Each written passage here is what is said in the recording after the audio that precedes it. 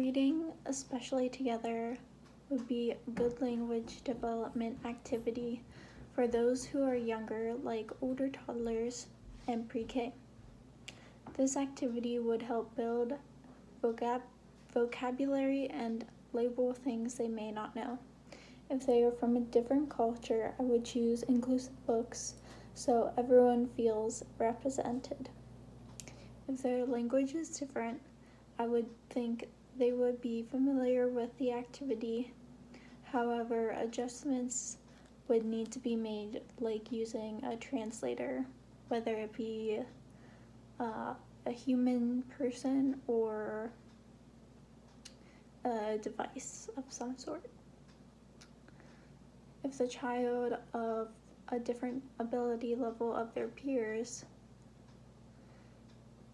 the books would need to be adjusted to make them either easier or harder. Some best practices according to NAEYC for toddlers is name and describe objects, actions, people, and feelings.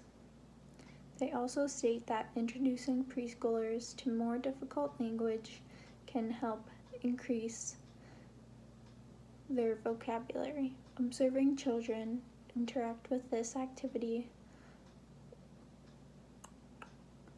I would be able to assess how well they are doing, if they need special accommodations, and what I, as a teacher, could work on. So I brought several books with me. They are the Foot Book. It says for beginning readers right there.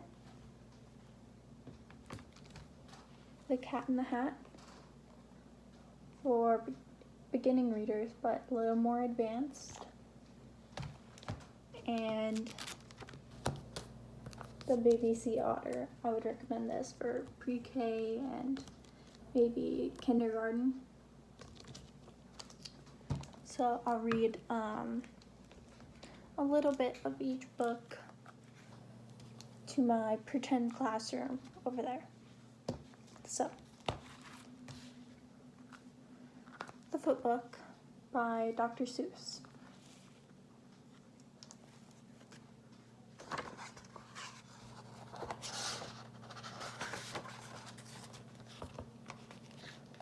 Left foot, right foot, right.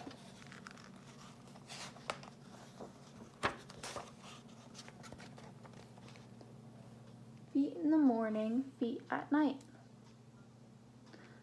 Left foot, right.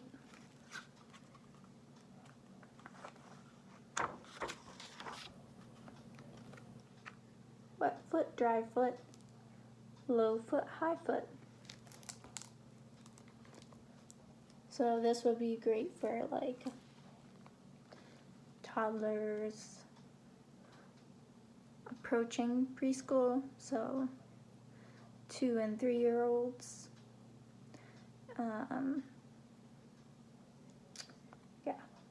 Having just reading it to them, or maybe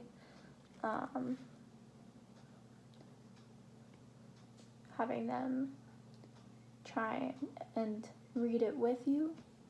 That would be good. That would be good. The Cat in the Hat by Dr. Seuss. The sun did not shine, it was too wet to play, so we sat in the house all that cold, cold, wet day. I sat there with Sally, we sat there we two, and I said how I wish we had something to do. Too wet to go out and too cold to play ball, so we sat in the house. We did nothing at all. So all we could do was to sit, and we did not like it, not one little bit. That's the beginning of that book.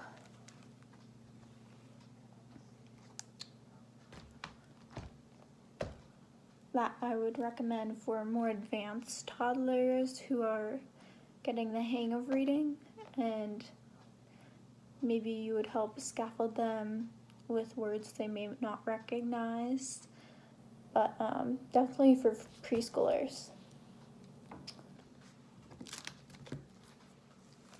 The Baby Sea Otter. This is by Betty Tatham, illustrated by Joanne Paley.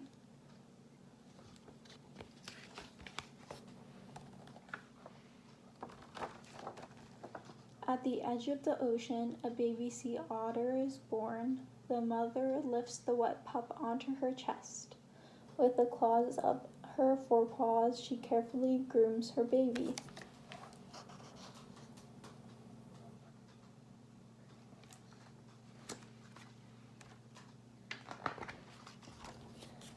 The mother otter blows air bubbles into her pup's brown fur, where they will be trapped between the top layer of long hair and an underlayer of very thick fur. This helps keep the pup warm. The spring sun also warms the pup, who snuggles close. The mother coos and grunts as her baby nurses.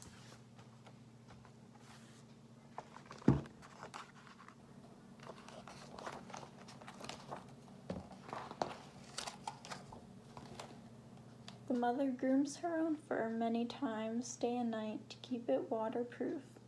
She also blows bubbles into her fur to make it warmer. She spends most of her time lying on her back with her head, hind feet, and forepaws sticking out of the water. These parts of her body have little fur to keep warm in the ocean, so she leaves them out of the cold water while she rests, grooms, and eats.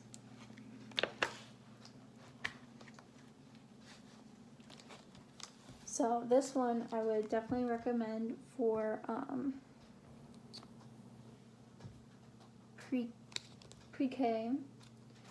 It's a very informative book and has lots of new vocabulary words and kindergarten.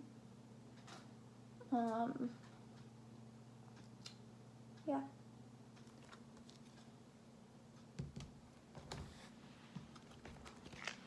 All of these books, I believe, are inclusive, so